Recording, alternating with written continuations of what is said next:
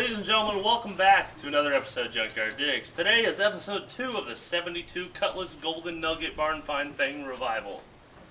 If you missed part 1, you can check it out right here. Quick recap, this thing was seized solid when we showed up yesterday, and now it runs. Hopefully. I haven't checked it in the past half hour. It might be stuck again. I don't know. It seems to do that. I got Junkyard Mook with me here today, helping out and saying funny things. Yeah. So without further ado, let's begin.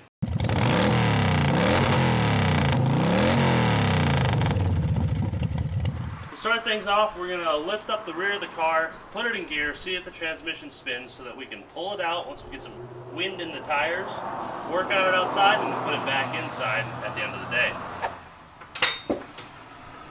God damn, this thing is solid. I'll tell you, Dr. Bob. Okay. Let's see if the rear end's froze. Rolls fine. God damn. Do it again. Heck. It's crazy. This thing was dry for the last 30 years. That's something.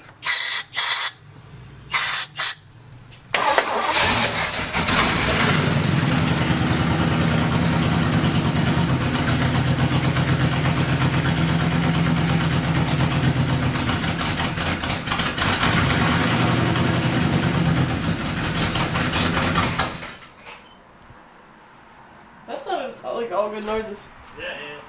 Yeah. The speedometer works, of course. No heckin' way. Magnificent. Alright, let's get some tires off, put some wind in them, and then see if this thing will roll out on its own. It doesn't have brakes, but we'll get to that. Oh, that's stanky. Damn. Yeah.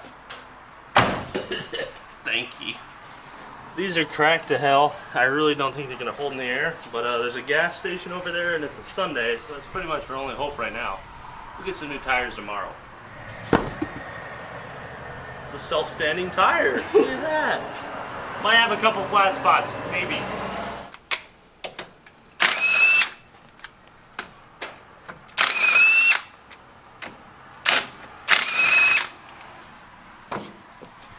Tripod, rest in peace. Oh. It still rolls. Alright, I'll follow you, little guy.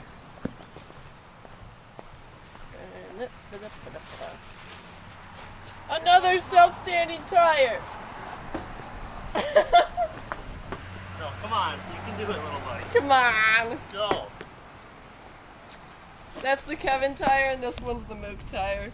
Well, this one's the only one I hope to hold air, but that one might be biased. You hold a lot of air, Kevin.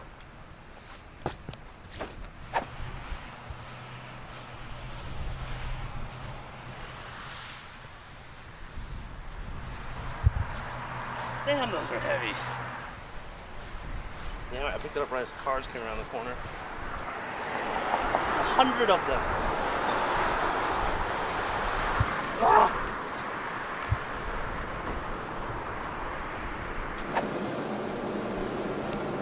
What the f***? Air is free. It's air. Okay, I should probably say something here so everyone doesn't think I'm an asshole who doesn't give to charity, because that's not what this is about. In Iowa, we're all a bunch of farmers who get flat tires at 10 p.m. at night when there's no one at gas stations. Every gas station has air, and it's always free because it needs to be there for emergency situations. The last thing you want to do is be stranded in Muscatine at 1 a.m. because your spare tire's flat and you don't have any quarters. Someone's going to hit you in the back of the head with a bottle of ketchup and then speed off in a TBI Chevy with blown head gaskets. And nobody wants to hear a TBI Chevy under heavy acceleration. So that's why air should be free. 3 years later. Well, I brought that cheap Chinese air pump we've been trying to kill for 2 years. Let's kill it. Maybe it'll still work.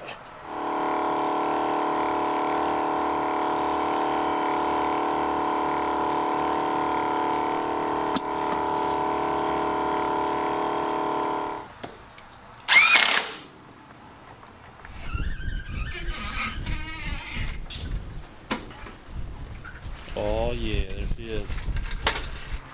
Hey! What did I say? So for the first time in 20 years it's been sitting in this storage unit, let's put some sunlight on the paint. I don't have any brakes, so let's hope for the best.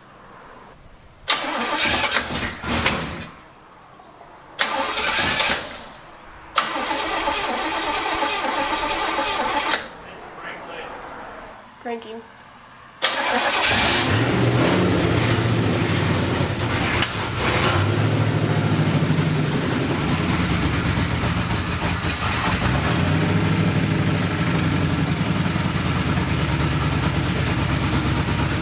Getting some oil up here now. Finally.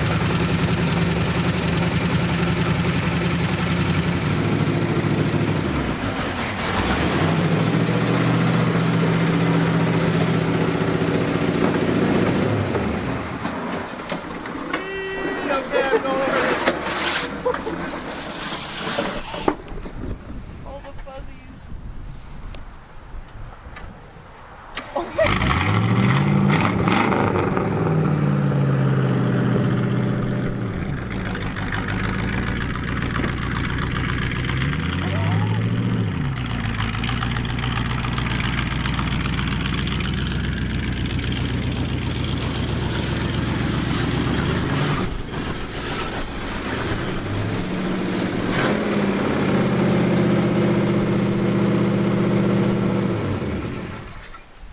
There it is. This thing is outside for the first time in 20 years, and it did it under its own power. Now it wants valve cover gaskets, which is good, because that means it needs them, because oil is finally moving.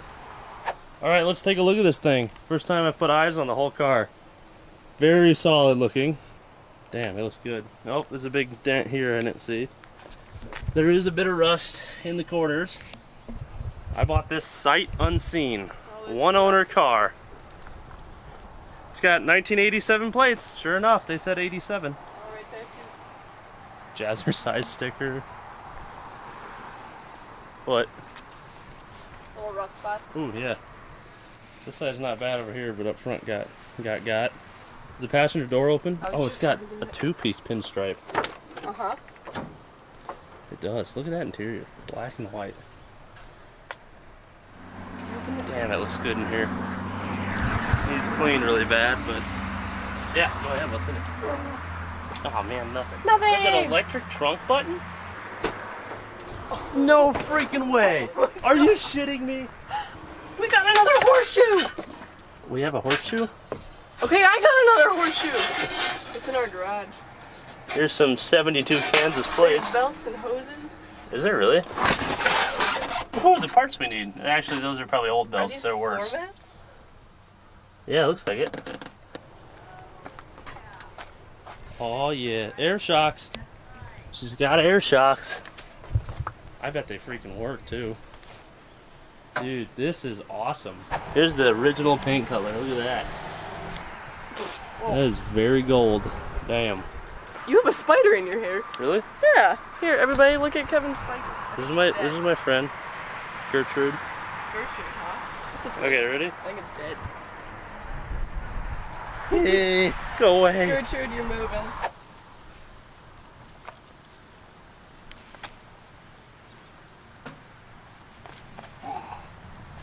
Point to it with as many limbs as I can.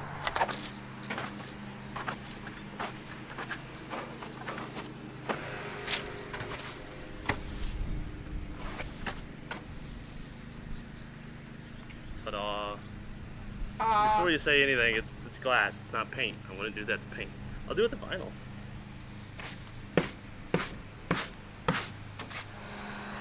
Oh, that's all the stuff from sitting in the barn. Oh, look at it, it's like, I must have something drip right here, because it's like circles. That's weird. Alright, moving forward, here's our plan of attack. Tonight's goals before we leave. All the accessories back on up front. Valve cover gasket surfaces prepped. RTV, new valve covers on. Mook's going to start on those. I am going to tackle a water temp and an oil pressure gauge. So we can fire this thing up, see what it has when it's hot for oil pressure, and then decide what weight oil we need to get for when we do an oil change. Man, I need to get some power out here to vacuum this thing. It is nice inside. Anywho, I was just about to crawl inside and get started on our gauges when I noticed something. This is every maintenance done to this car. 3,200 miles, oil change. 71, 1983. There's a water pump, did plugs at 13,000 miles. The oil changes every 4,000 miles. Oh, here's 76. Okay, this is before this, I think. I don't know, these don't really make sense. They're kind of out of order, but yeah, 69, 70,000 miles. So this is definitely 120,000 miles. It even continues over here. But yeah, this is really cool. This is the entire service history of the car right here on the door. This thing was really well kept. If you ever need to clean stuff, they sell this at Menards now. It is amazing. It works on white painted walls that have hand grease stains on them. Let's see how it does on rusty vinyl. Plus it kills everything. It does amazing, of course. Yeah, it literally kills like HIV and stuff.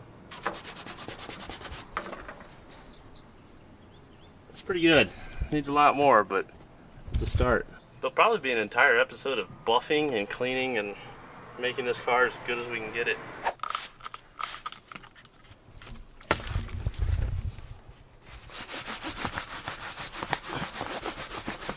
Oh yeah, it's amazing. Look at that.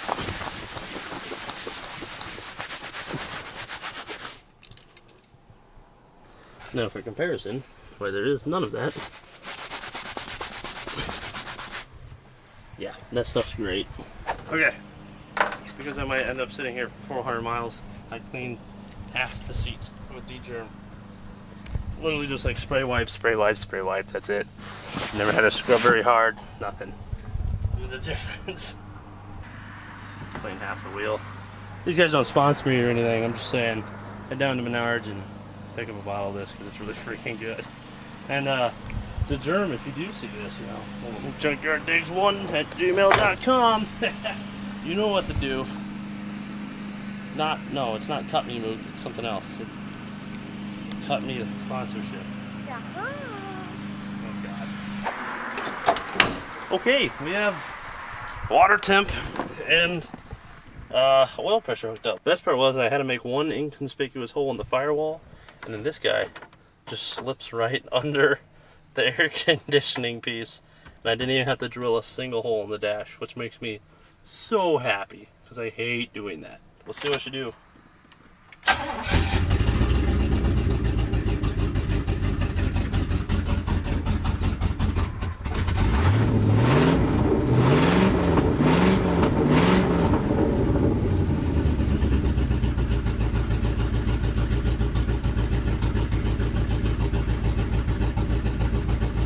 Kidding me? That's crazy. So that's, oh boy, that's a close one. That's right on the verge of 2050 or 1040. What I'll probably do is run 2050 with a bottle of Lucas. Try to bump that idle up to 50, cruising up to 60, because I'm sure as we're going down the road, that's going to get worse as this thing starts to wear itself out from being seized. So yeah, and then there's a chance it survives, actually. I'm just gonna work on getting these back in here. Tighten them down so it doesn't fly away at these super high speeds we're gonna do. I got a tech tip. What's that? Let me show you. So, fan shrouds. You need this guy right here. He's really important. What he does is encapsulate the fan in a tube that forces air to be pulled through the radiator. If this fan's just over here spinning on its own out in the open, it will not do anything because it's not pulling, it's just moving air from over here, from the sides, just doing this here. It needs to go through the radiator, so you need to create a tube that starts in front of the radiator and ends behind it. This is a really, really good example in this car because it's so bone stock, it's all here. There's rubber flaps here to seal off these gaps on the side. The entire shroud is here. If you'll notice, literally from here all the way to the front of the grills is sealed off. It's sealed around the bottom as well. Yeah. If we go underneath and look, the back of the fan shroud, all this flap is still here all the way up to the bumper. So this radiator breathes from here, here, here, and the grills. Huge amounts of air can move through it. And it's all directed straight at that radiator. There's nowhere else it can go. So, that all helps for the highway, but when you're sitting there idling, all of this stuff needs to be in place to help seal that tube off.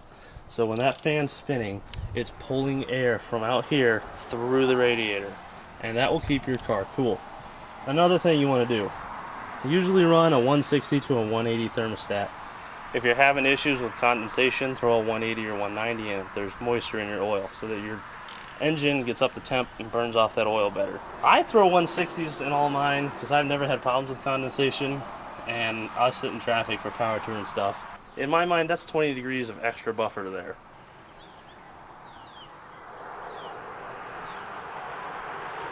How be it, Mook? It'd be good. Tell you what. We decided, hey, if we're going back to town, why don't we just get some more real valve cover gaskets and put them on tomorrow? So that's what we're gonna do. Everything's bolted in up front. She's topped off with coolant. We're gonna fire it up and put it back in there for one last night while we go drink margaritas and get more parts and come back tomorrow. Margaritas! Margaritas. Margaritas!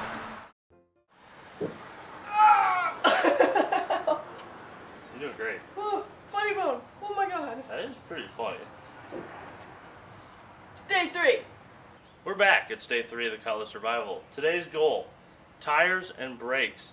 First thing we gotta do, get the tires and brakes off, take them to the appropriate places to get new tires and have the brakes resurfaced. So we'll take that all into Topeka, come back to Silver Lake, start on our valve cover gaskets, thermostats, whatever's left under the hood. Hopefully by that time O'Reilly's has our brake parts in. We go back to Topeka, get the brake parts, hopefully maybe pick up some tires or brakes, come back to Silver Lake, finish that. If not, then we'll get back to Topeka, pick up the tires and brakes. When those are done, back to Silver Lake, tires and brakes tonight. Hopefully drive this home tomorrow. This hurts my brain. Simple enough? No. So last night I was able to shed a little more light on the history of this car by talking to one of the owner's friends. This car was purchased brand new by this man. This is the guy that put all those marks on the door and did all the oil changes and all the work to this car from the day it was purchased. You can see right here on the side it's actually dated July of '72. So 48 years ago this photo was taken. 48 years later, here it is. When this man passed away, this car was put in the storage in a barn for 10 years covered. After that, it went to his brother or his son's place for like 17 years where it sat covered as well. It's been right here in this storage unit for 3 years, which makes way more sense because this still had air in one of the tires. So, I don't think anyone's tried to drive it during that entire time. It looks just like it was when it was parked, and I do believe that could potentially be 30-year-old gas that it's running off of right now, which would make sense because anything newer would have been shittier and shittier gas and would not work. So it's got to be really old if it's working.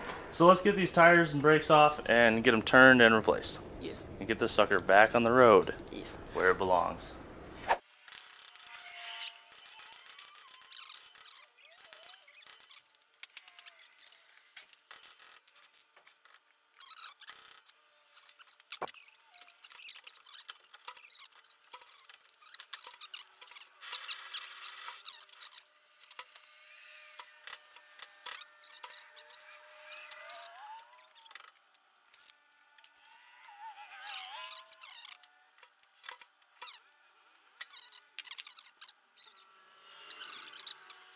You know what? I could just about damn near emery cloth these things, they'd be good to go, but because we're driving so far, and because we have the ability to, I'm going to just have them turned, because I like having brakes. Brakes are an absolute must no matter what I'm driving. So we get these cleaned up to take over to O'Reilly's and have them turned. If we stay here just long enough working, our parts should be in at 2 o'clock, so looks like it might turn out pretty okay. I just realized this means I have to bleed a master cylinder again. God, I hate that. I've still yet to this day gotten the one on the Le Mans right. I haven't driven the car yet, but I'm sure it's still wrong because I can turn the back tires by hand with them properly adjusted with the adjusters with the brakes on. So what I suspect to be the culprit on that car is the fact that this thing sits like this instead of, you know, level. So I put it on and then bled it with the pedal. I think I need to get it level again so I can get all the air out. I don't know, maybe not. What do you guys think? It was a Right Stuff conversion kit with a proportioning valve. Went from full manual drums to powered discs in the front and powered drums in the rear. Right, let's take this in for a core return and see if that pedal moves. Hey, it moves. Thankfully it is not our brake booster, so that's really good, because those are expensive and hard to find. With that, we have all of our brake components off. Our parts should be rolling into O'Reilly's soon. Let's throw this all back in the shed, load up, take a trip to town.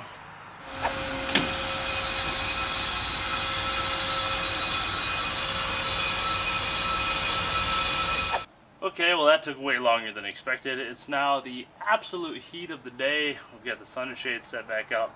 We have no new tires and an absolute pile of parts from O'Reilly's. Right there is a complete new brake system for the front and new wheel cylinders for the rear.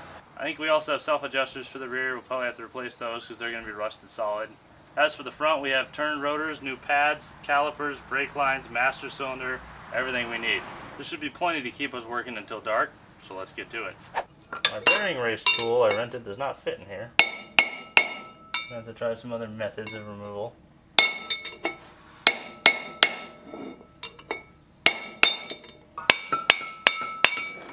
Ta-da! So I'm only going to change the ones on this drum because this one, I don't know how well you can see it, but it's super pitted. So we're going to get rid of him, and the one on the backside has a big ding in it from when it was installed last time that has a notable bump. So we're going to change these two bearing races, change all the wheel bearings up front, re-grease everything, and get these back on the car.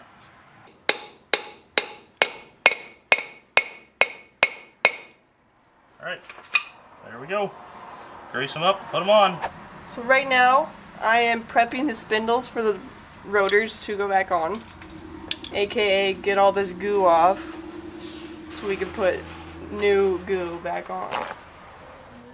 Okay, so there's the seal back there that I want to keep there. Just gonna, hey, can you shut up? Thanks, bye! Sorry. Gosh, Kevin, will you turn your semi off? Alright, great. Well, now that it's all over me, we can move on. Yummy!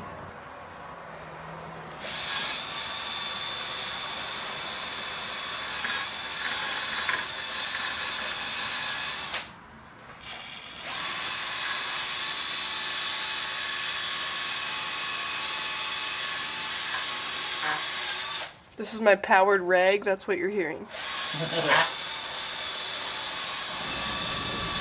Oh, there's a nice little dead spider right there. Can y'all see him? Spider.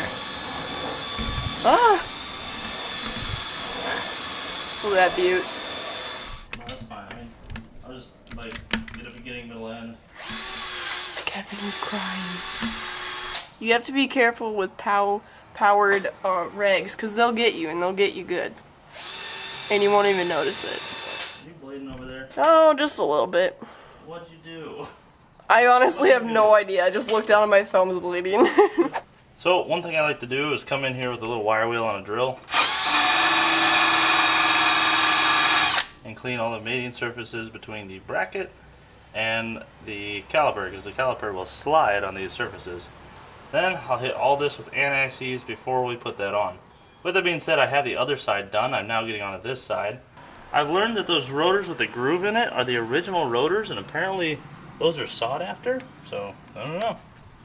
We just had them resurfaced real quick. They were really straight and good, so we just went and took all the rust off. Now we're putting them back on. Another thing, if I have you swing in here, check this out. Pop a little bit of this undercoating off. Look at that paint. That's paint. Actual frame paint. I don't know if I've ever had a car nice enough that it had paint left. I'm just going to keep moving forward, knock this out because it's like 110 in this shed. Rinse and repeat on this side, put some wheels on, pull it out because it should be cooling off by then. Do the rears, master cylinder, new brake lines, bleed, done. Boy. Classic Kevin Clapton snap. You gotta end with a finger gun. That's what gets them. So there's a ton of theories, and everyone has their own about how to do wheel bearings. I like the all the goddamn grease method. Fill it with goo.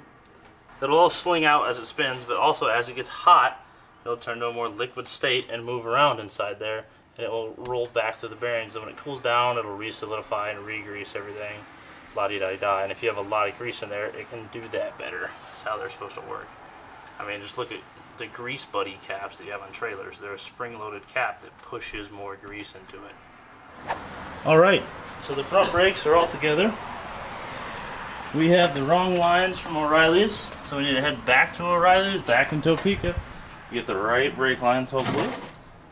Then we can do our master cylinder. At that point, we will put 4 tires back on the car, roll it out to where we can get to the wheel cylinders, replace those, bleed and install the new master cylinder, and then this thing should have brakes. What are you doing over there? Happy. I feel like something is broken. Nothing's on fire.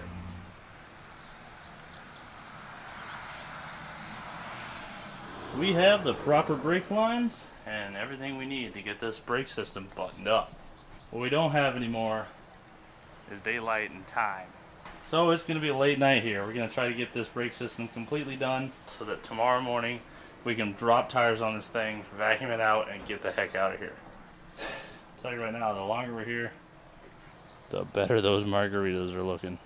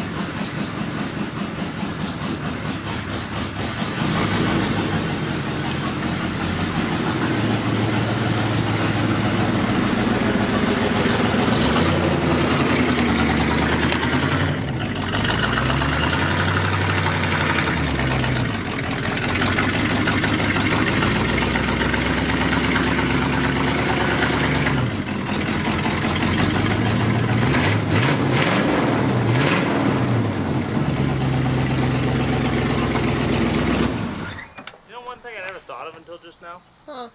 U-joints. Mook is going to put our valve cover gaskets in. 1,000. I am going to do wheel cylinders in the rear. You're not missing much. We'll bring you along for anything exciting. Basically just a whole bunch of can't see what's going on. Bingo bango. Which is just how it is in real life. So, yeah. 30 years sitting and the self-adjusters still spin just fine. Everything's still here. Doesn't look too destroyed.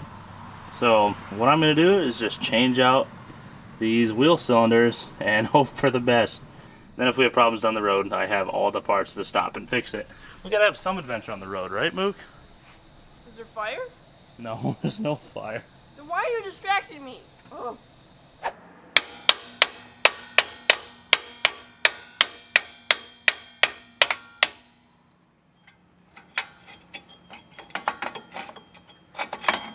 Zing. So I've always thought that Chevelle's and Le Mans and Cutlass and everything was the same. Because, you know, they're all GMA bodies. But I found a difference. I realized right when I started taking this apart, I was like, you know what, I hope this doesn't bite me in the ass. This is not the rear end you would find in a Chevy. This is probably a Bob 10 bolt. And sure enough, the wheel cylinders I picked up are a larger diameter right here than the ones that it came with. So that comes to a grinding halt tonight. Mook is still working on these valve covers. The mosquitoes are getting pretty damn bad. We're going to keep trucking though. I am going to bench bleed our master cylinder and get at least that done tonight. So tomorrow morning we can slap in new tires and wheel cylinders and get the hell out of here. So we're on the back of the trailer. The master cylinder's sitting here. I've been bleeding it. And I noticed when I do full strokes, I don't get any more air out of the front one, so that's good. I still get a little, I can still see bubbles down in the rear one. And then I noticed if I just push the very back ½ inch, I get a bunch of air out of just that rear cylinder. As if it only actuates for the back half of the stroke, which I think is what it does. If I just sit here and pump this back half here until I get all the air out, our rears will be bled, and I think that's exactly what's wrong with my Le Mans. Earlier when I was doing full strokes on and off, no air was coming out of that rear reservoir because it was totally airlocked. So I probably have to go back to that car and just do that in and then flutter the back half to get that airlock out back here so that I can actually bleed it normal. And then I bet I have brakes in that car. Out of context, this sounds terrible. Yep. Alright, so sure enough, I just kept following that method where I came in all the way and then just kind of did this for the last back half. And I could have done full strokes, but it was faster, just do this. And that fluid level went down and I don't have any more air. Now I finally figured out what the hell's wrong with the brakes on the Le Mans. I've been bleeding these GM Masters wrong because they're dumb. That's literally what it is. They operate different and weird, and you have to bleed them different and weird because of that. Oh, but wait, there's more. Apparently you have to do the very first 1/4 inch as well to get all the air out of that hole right there. And then I think your rear is finally fully bled. I'm just touching it, as you can see. So all those bubbles stop. And I made a mess. Great. So if you're having troubles with your GM master cylinders, there you go. I figured it out while being surrounded by mosquitoes down in the middle of nowhere, Kansas. For your guys' sake. I suffered, and now we're all smarter because of it. Okay. So, if you need to bleed one of these, the full pumps will bleed the front brakes, but to bleed that back reservoir, you need to go all the way in, oscillate to get the back hole bled, all the way out, just touch it open to get that front hole of the back bled. Let's put her on. I just tried to put just the handle part with no socket on a bolt. It's half past margarita o'clock for you, and the margarita place closed. They freaking closed. Yeah. They're supposed to close at 10 and they locked up and left at 9. Alright, well, there's our master cylinder. Let me put some tires back on this. Time for some more trailer tech tips over here. What we have here is the thermostat that was in the car. Now, this car we get up to operating temp of like 190 in a matter of seconds. Like 60 seconds it was up to temp. Which means A, it's an Oldsmobile and they get hot real quick. And B, the thermostat's probably stuck closed. Now, how can we test this? Well, first of all, just looking at it, those springs are all janked up. So I'm going to put some heat to this and see if she opens. What will happen is this gate here, this valve, will come open and you'll be able to see into it. There we go. Heat this sucker up. See if she comes open.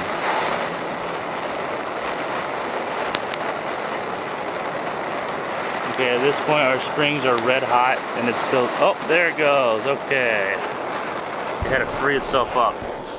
Yeah, so at like 8 million degrees, this thermostat would have opened a little bit. She was totally dorked. So yeah, there's a good example of a bad thermostat. That was absolutely our heat culprit. Let's get our new one thrown in there with a new gasket, and that thing should start running cooler.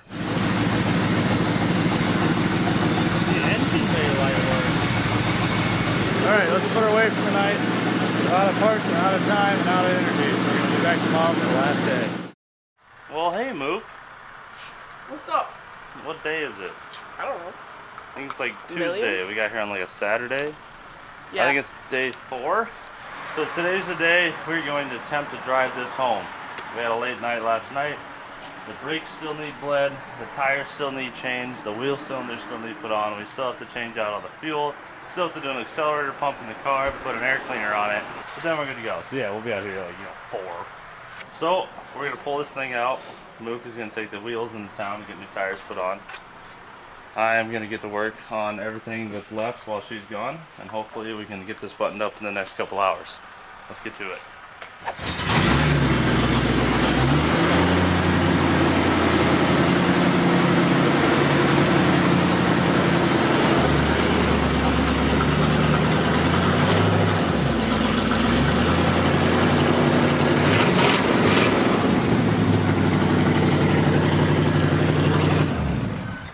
Alright, wheels and tires off, you away, parts on, ready, go. Ah! Alright, well there's one done. Thread this drum on, adjust it a little bit, maybe not. All this hardware and everything still looks really good because I'm pretty sure someone did a complete brake job right before this car got parked. Check this out, it still blows my mind. Pop a little bit of this undercoating off that's just going to hold moisture anyway since it's loose. And underneath, paint. Freaking paint. never see that being from Iowa. This is so cool. Alright, that's brakes done. Gonna wait for Mook to get back so I can bleed him. Hell, what's next? Let's see if we can get an accelerator pump in this thing. I'm not too worried about tunability with this engine for once, because if you missed part 1, definitely worth checking out. This thing was absolutely seized solid when I got here. It did not turn, and now it does, so the fact that it runs is pretty damn impressive, and I'm going to call that good enough and hope that's all we need to make it home. Alright, got all 9 screws out of the top. Fun fact about quadrojets, there's 2 in the primary bores that you have to take out to get the top of this carb off. So dumb. Oh my god, this is a nightmare. I hate quadrojets. Alright, knock the roll pin out of the accelerator pump arm.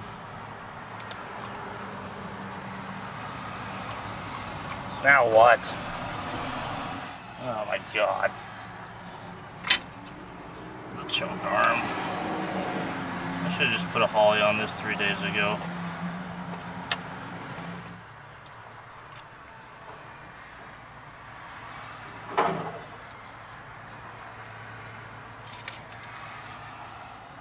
Okay. Carburetor top is finally off. Yeah, I rebuilt the carburetor, man. It's good to go, man. I think it's not pulling fuel back into the bowl. It's pushing it fine. I don't think it's recharging properly, because that is kind of a hard gasket. So we'll get the new one, throw it in there, put that all back together. It's going to be a nightmare. I'll show you when it's done. Alright, well, our new accelerator pump is in, and in the process of putting that pin back in, I literally snapped a part of the carburetor off. Ugh, I was so careful this whole time to not do that, because these things are brittle pieces of shit. And here it is. I hate these carburetors. All the old guys tell you, well, if you set them up right, they really run great. Anything runs great if you set it up right, because it's set up right. I could soak a ham in gasoline, set it up right, and it would run better than this. Piece of shit. So I'm just going to jam this hunk of metal in here sideways, and I'm going to hope for the best. That looks to be just about the best, so we got what we hoped for. Alright, blah, accelerator pump. Something tells me it still doesn't work because it's a piece of junk quadrojet. But in the process, I found about 15 vacuum lines that have been disconnected or rotten or junk. So I'm going to snip all these, plug everything off that's bad, la-di-da, fix a bunch of vacuum leaks, and that should help this thing run even better. Mook's back. Oh, you got tires. Hell yeah. So I've been playing around here, and I noticed our vacuum advance is hooked up to specifically nothing. So that needs changed. I've decided I need to change our timing a bit, clean up our tabs so we can see where it is, because right now it's set at like 0, and I want to run ported in like 10, 12. So that'll really help our idle, help our drivability, help everything. Bonks. Hell yeah. Tires. Got all 5.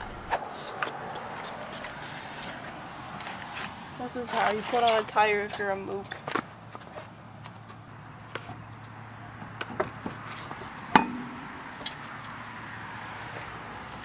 Use my feet.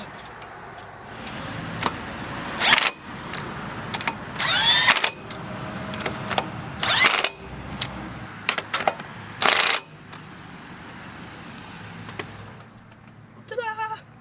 Oh, hell yeah. We need our beauty rings, don't we? Yeah. Let's clean those suckers up and get them on there. Alright, I've got our initial timing set to 12 degrees. It's hooked up to ported. Let's see how she does now. Look at that. Smooth as hell. That's still 30-year-old gas that I need to pump out of. I've got our power steering fluid topped off. I'm about to do the transmission fluid. I know it's a bit low because it doesn't like to slide in the reverse, which is either A, it's a bit low, or B, it's slipping and it's junk. But this will fix both of those. I don't believe in magic and I don't believe in mechanics in a bottle, but holy shit does this stuff work. Here you go. What the hell? Okay, note to self, if this stuff is giving you a hard time, microwave it or set it on the sun or something, because usually that's a half-hour process. Then again, I always seem to be doing this in the winter, so. Oh, I forgot about my corn dog. You got a corn dog? I got a corn dog. Look at this beautiful corn dog. Oh, yeah.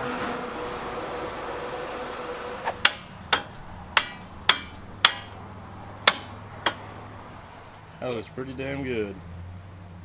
I've noticed the piece of soft line going from the hard line to the pump was cracked.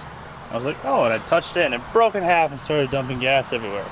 Which is fine because I had more line with me and I needed to drain that gas tank anyway. So I put my electric fuel pump up here in line, which you're not supposed to do. You're not supposed to pull 15 feet with these. You're supposed to be right next to the tank pushing. But this end of the car's downhill, so it was running anyway, so I'm not worried about cavitating that pump right now. We're gonna pump out all that delicious 30-year-old gasoline and dispose of it properly. Kevin, please don't drink it. I'm not drinking it. You just called it delicious. Oh, okay, that's fair. Usually I wouldn't care if it's 5-10 years old and it worked, we'd just run around with it. But we're actually driving like 300 miles and it would have the potential to stick valves, which is what I've seen old gas do. Just go ahead and ask Dylan McCool, he'll tell you all about old gas sticking valves and then bending pusher rods in Oldsmobile engines. So, we're gonna flush this out, put all new fuel in here, bleed the brakes, and then I think that's about it. One more thing. I haven't checked to see if the alternator works yet. I've just noticed that it always starts and never seems to have any power draws or anything. There's no voltage regulator on the wall though, and the lady did say something about something voltage regulator when I got parked. So I'm putting two to two together. We might not have a working alternator right now because there's no regulator over there. That or someone's converted this over to a one wire, which it does not look like. So I gotta check that yet. Good time to see if our fuel gauge works.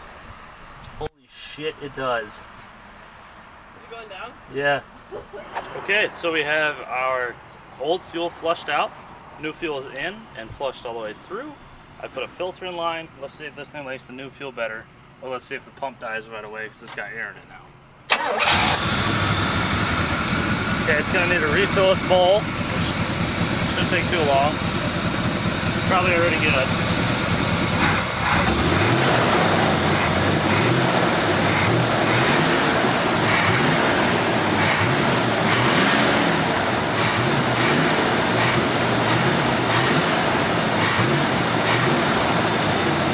Like no accelerator pump or whatever. Runs even better. Who knew? Okay, what do you say we bleed the brakes and hit the road? Yes. And vacuum it, I guess. But that's all that's left. Oh, and an oil change. Hey, nice shirt. Thanks. So, Diggs and I accidentally matched today, if you didn't notice. He was dressed first, but mine is better, obviously. Duh. So, if you guys want to also match with whoever in your life, maybe even a cat or a dog. Oh! You can go to junkyarddigs.com and order this shirt, or I guess if you want all of them, you can try to buy them all. But Junkyarddigs.com, go check it out. Junkyarddigs.com, go match with your dog. We don't sell dogs' clothes, by the way. We don't, but you can still buy one for your dog if you want. I'm not the cops. Time for brakes! Alright, down. Down. Up. Up. Down. Down. Kevin's a weird butt. He has a weird butt. It honks a lot all day. Alright, down. Alright, that'll do it for brakes. Hopefully we can hit the road soon.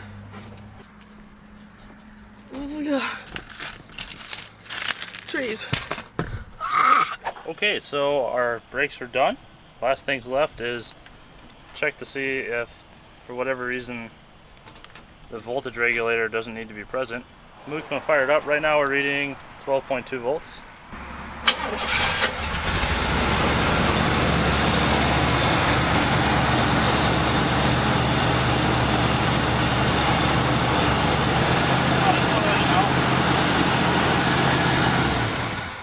Ah, there is no alternator. Da-da-da. So yeah, we need to make one last trip to O'Reilly's and get some JB weld for that stupid accelerator pump and a voltage regulator. And And then we are on the road. So we're gonna end this episode here on episode 3 of the Cutlass Survival. We're gonna drive this 300-400 miles back to Iowa. We will see you next time right here on Junkyard Digs. Make sure you go subscribe to Junkyard Mook, Thunderhead 289, Dylan McCool, Classic Mustangs 429, Cars and Cameras, Deboss Garage, Vice Group Garage, the whole gang. If you enjoyed this, make sure you hit like and subscribe, support the channel. You can get merch, junkyarddigs.com. We'll see you next week right here on Junkyard Digs, where we drive a car that was seized, sitting for 30 years, 400 miles home to Iowa. Peace. Goodbye!